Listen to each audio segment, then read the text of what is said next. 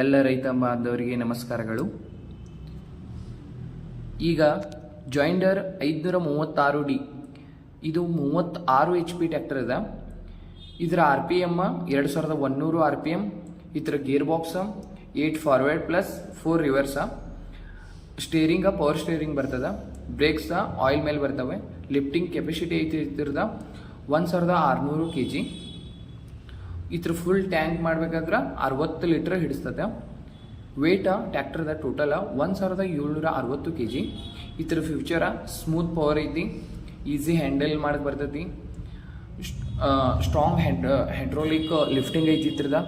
ಇದನ್ನ ಯಾವುದ್ಯಾವ್ದಕ್ಕೆ ಯೂಸ್ ಮಾಡೋದು, ಅಗ್ರಿಕಲ್ಚರ್ ಫಾರ್ಮಿಂಗ ಮತ್ತು ಟ್ರಾನ್ಸ್ಫರ್ ಟ್ರೈಲಿ ವರ್ಕ್ ಇದ್ರೆ ಭೀ ನಡಿತೈತಿ.